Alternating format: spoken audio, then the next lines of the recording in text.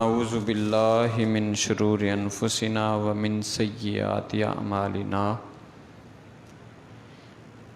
من يهده اللہ فلا مضل له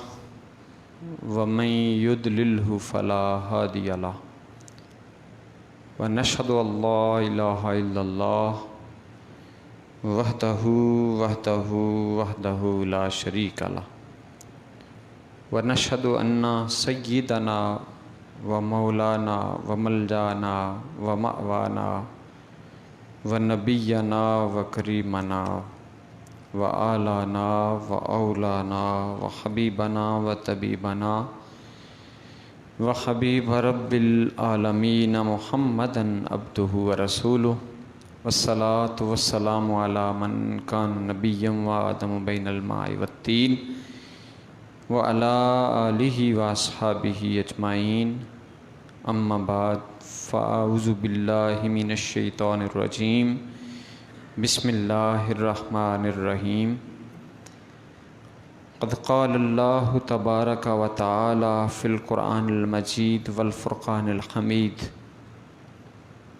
واعتصموا بحبل اللہ جمیعا ولا تفرقوا آمنت باللہ صدق اللہ مولانا العظیم وبلغنا رسولہ النبی الکریم الامین المکین الرؤوف الرحیم ونحن علی ذلک لمن الشاہدین والشاکرین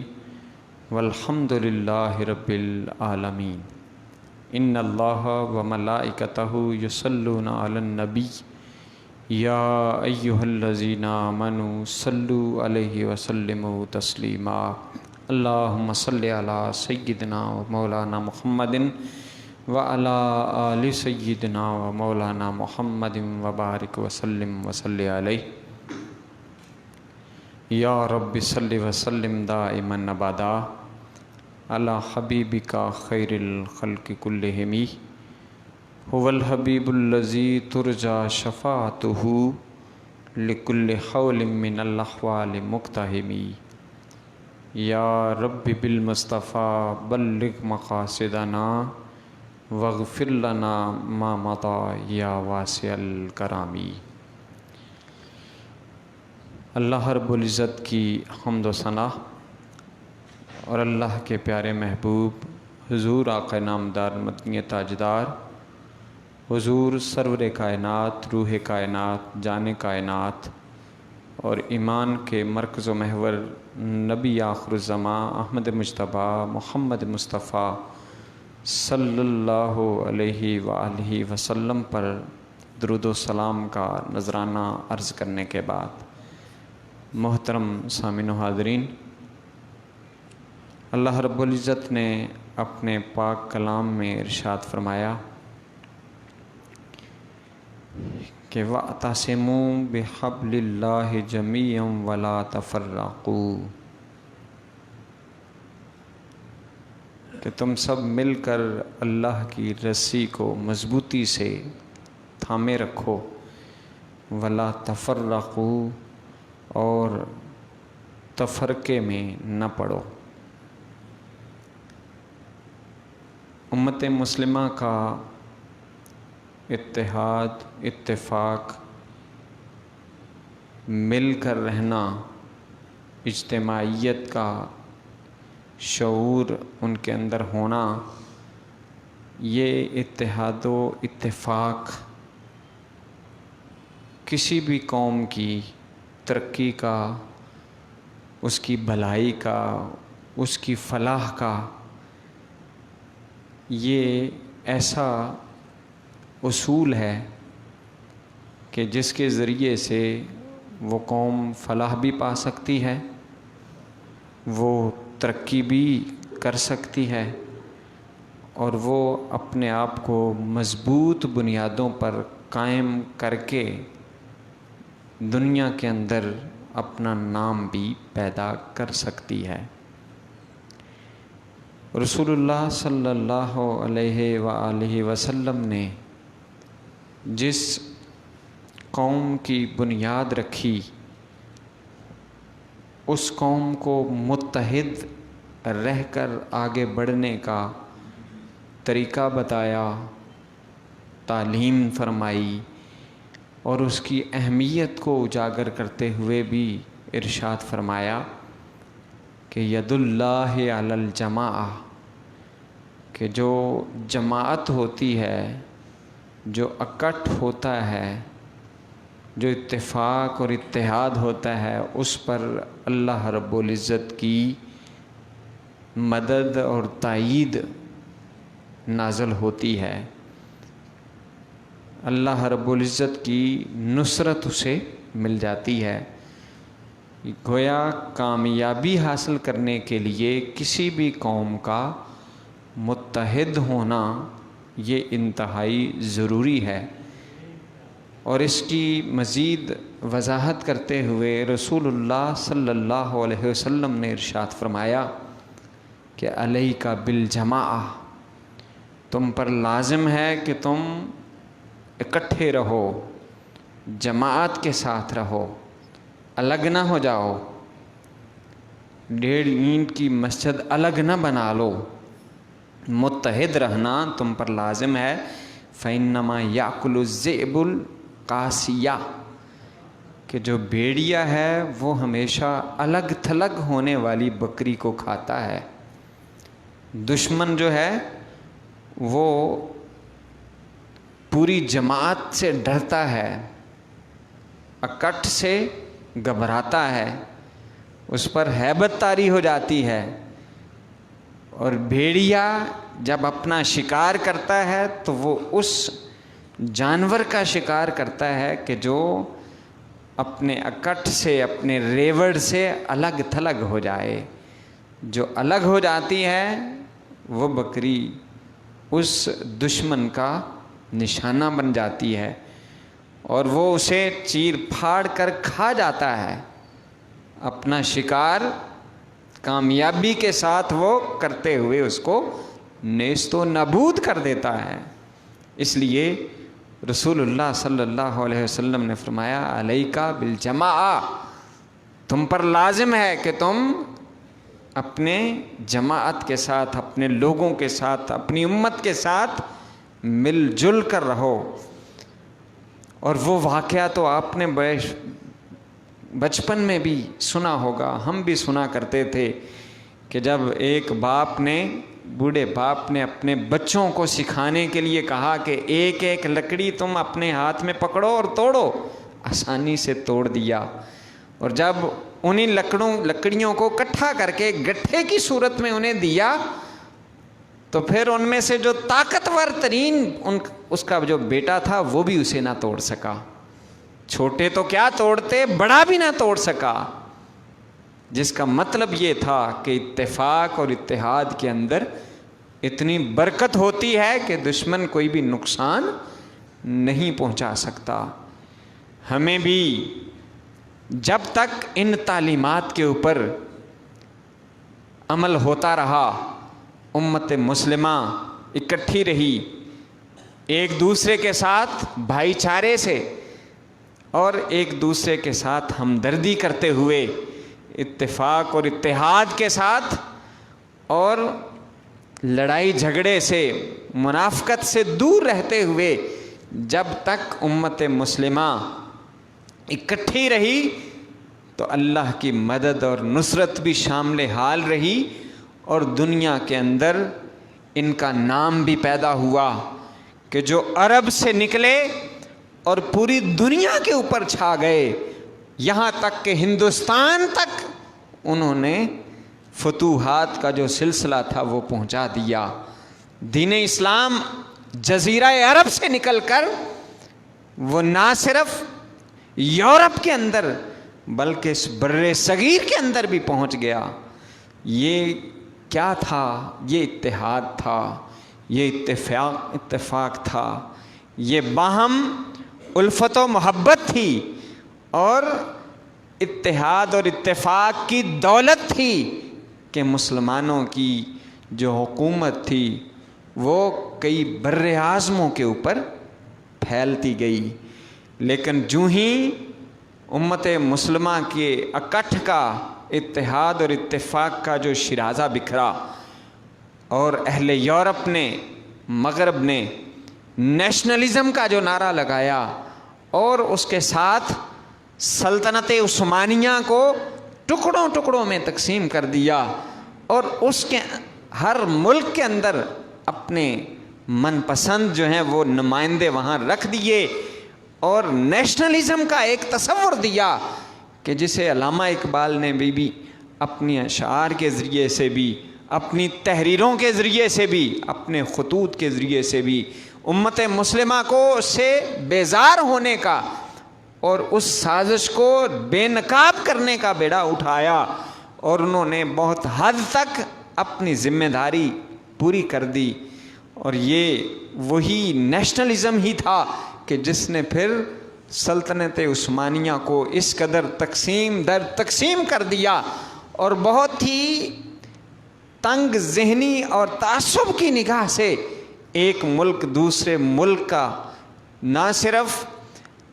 چاہیے تو یہ تھا کہ وہ ہمدردی کرتا، اتفاق اور اتحاد رکھتا، لیکن وہ اغیار کا نشانہ بنتے ہوئے مسلمان ہی مسلمان دیگر ملکوں کے خلاف ہوا، پھر جنگیں بھی ہوتی رہیں اور جو سلسلہ اب تک جاری ہے آپ کے سامنے ہے۔ عراق کی تاریخ، شام کی تاریخ اور ہمارے پڑوس کے اندر افغانستان کی تاریخ، برما کسی سے بھولا ہوا نہیں ہے۔ کشمیر کا مسئلہ، فلسطین کا مسئلہ کوئی یہ بہت پرانی بات نہیں ہے، یہ موجودہ ہسٹری کی باتیں ہیں۔ یہ تاریخ ہمارے سامنے ہے کہ کس طرح سے مسلمان کے خون کو بہایا جا رہا ہے۔ یہ سلسلہ ابھی بند نہیں ہوا، چلتا جا رہا ہے، آگے بڑھتا جا رہا ہے، لیکن ہمیں اپنے ذاتی مفادات سے فرصت نہیں ہے۔ ہمیں اپنے ذاتی مقام و مرتبے کو بچانے کی فکر ہے اور ہمیں اپنے ذاتی مفادات کو مد نظر رکھتے ہوئے صرف اور صرف تنگ نظری، تعصب اور صرف اپنے ذاتیات کے خول کے اندر بند رہنے کا جو ایک مرض ہے وہ ہم سب کو لاحق ہے۔ تمام مسلمان ممالک صرف اپنی اپنی حکومتوں کی بقا کی جنگ لڑتے ہوئے نظر آ رہے ہیں، جس میں ضرورت ثمر کی ہے کہ جس کی طرف علامہ اقبال نے بھی اشارہ کیا تھا کہ منفعت ایک ہے اس قوم کی، نقصان بھی ایک۔ جو نیشنلزم تھا کہ اس کو مختلف حدود کے ذریعے سے، مختلف ممالک کی حدود کے ذریعے سے ان کو قومیت کا تصور دیا جائے اور ہر ایک کو صرف اپنا ملک اور اپنی قوم جو کہ صرف خطہ زمین کے بنیاد کے اوپر ہو اس کے ہی خول کے اندر بند کر دیا جائے۔ یہ مغرب کا وہ نیشنلزم کی تھیوری تھی، ایک فلسفہ تھا کہ جس کو نگیٹ کیا گیا، جس کی مخالفت کی گئی، لیکن اس کے باوجود وہ کامیاب ہوا۔ لیکن ضرورت ثمر کی تھی کہ جو کہا گیا منفعت ایک ہے اس قوم کی، نقصان بھی ایک ہے، نبی ان کا، دین بھی، ایمان بھی ایک، حرم کعبہ بھی، اللہ بھی، قرآن بھی ایک۔ حرم کعبہ بھی، حرم پاک بھی، اللہ بھی، قرآن بھی ایک۔ کچھ بڑی بات تھی ہوتے جو مسلمان بھی ایک۔ جس چیز کا جو ہے نا وہ رونا رویا کہ مسلمان مختلف گروہوں کے اندر تقسیم ہیں، مختلف ممالک کے اندر تقسیم کر کے ان کو پھر آپس میں ہی ایک دوسرے کے دست و گریباں بنایا گیا اور پھر کسی ایک کے ساتھ دوستی رکھ کے دوسرے کو نشانہ بنایا گیا۔ یہ سلسلہ ابھی تک جاری و ساری ہے، لیکن ہمیں جو قرآن تعلیمات دیتا ہے، جو اسلام ہمیں سکھاتا ہے کہ اتحاد کے اندر، اتفاق کے اندر، اور الکفر ملت واحدہ، کہ کفر جو ہے وہ ساری کی ساری ملت واحدہ ہے، وہ ایک طرف ہے، اور اس کے مقابلے میں امت مسلمہ جو ہے وہ ایک امت ہے جسے کئی قوموں کے اندر تقسیم کر دیا گیا۔ ان کو ایک ہونے کا جو احساس ہے وہ بیدار کرنا انتہائی ضروری ہے، اور اس کو بیدار کرتے ہوئے جو اصل چیزیں ہیں، اصل تعلیمات ہیں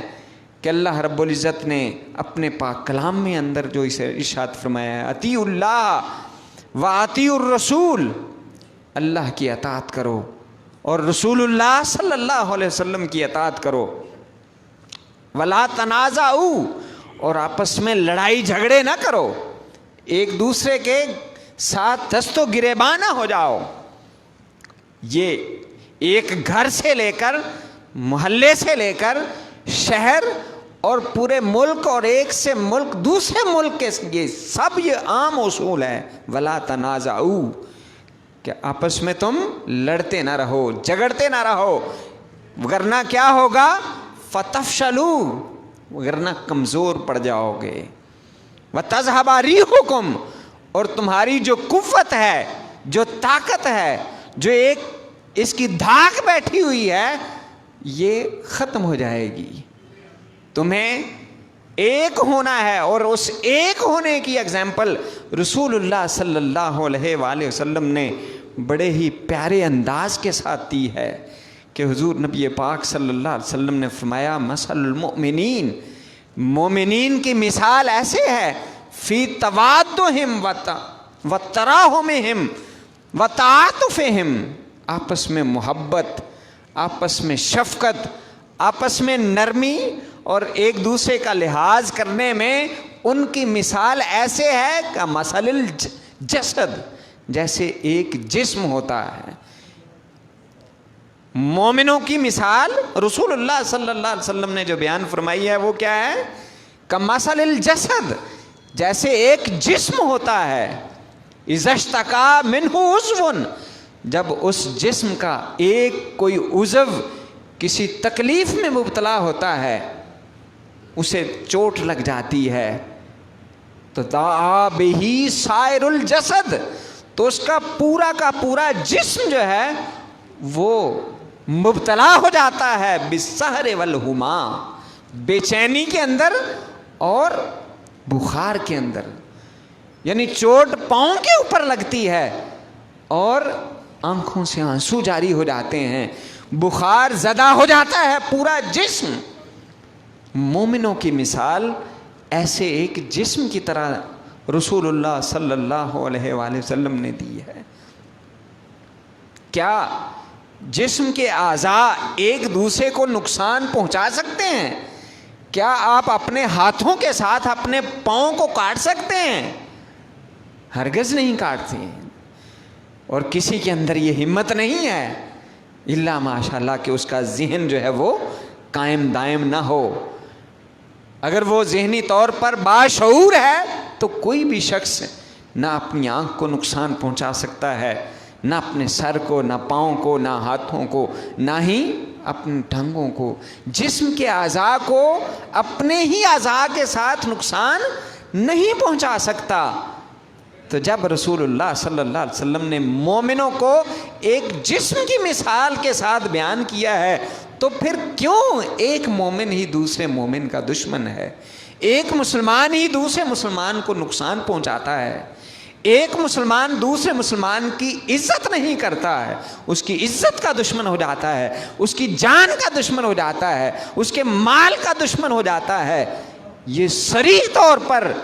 اس تعلیم کی کمی ہے، اس احساس کی کمی ہے، اس شعور کی کمی ہے جسے بیدار کرنے کی ضرورت ہے۔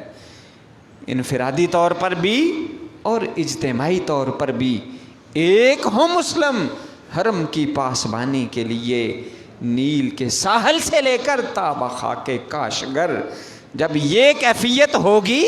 تو پھر ہم اس عظمت رفتہ کو بھی حاصل کر سکیں گے، اور وہ قوت اور طاقت کہ جو اللہ رب العزت کی طرف سے عطا کی گئی ہے وہ بحال بھی ہو جائے گی۔ لیکن اس کے لیے ضروری ہے اطیعوا اللہ و اطیعوا الرسول، اللہ کی اطاعت کی جائے، اللہ کے رسول صلی اللہ علیہ وسلم کی اطاعت کی جائے، قرآن کی بات مانی جائے، اللہ کے نبی صلی اللہ علیہ وسلم کی سنت کو سامنے رکھا جائے اور اس کے مطابق زندگی بسر کی جائے۔ اللہ پاک سے دعا ہے کہ وہ خالق و مالک ہمیں صحیح معنوں میں اسلام کی تعلیمات کو سمجھنے کی توفیق عطا فرمائے، اور اللہ رب العزت ہمیں صحیح معنوں میں بندہ مومن بننے کی توفیق عطا فرمائے، اور بندہ مومن کے جو تقاضے ہیں ان تقاضوں کو سامنے رکھتے ہوئے اللہ رب العزت ہمیں یہ توفیق عطا فرمائے کہ ہم صحیح معنوں میں اللہ کا بندہ بننے کی کوشش کریں، اور اپنے مسلمان بھائیوں کو بھی اپنے ہی جسم کا ایک حصہ سمجھتے ہوئے، اپنے ہی ملک اور قوم کا اور اپنی ہی ملت کا ایک ضروری حصہ سمجھتے ہوئے اس کے مال کی بھی حفاظت کرنے، ان کے جسم کی بھی حفاظت کریں، اس کی عزت کی بھی حفاظت کریں کہ جو ہر کسی کو عزیز ہے۔ وَمَا عَلَيَّ إِلَّا الْبَلَاغُ۔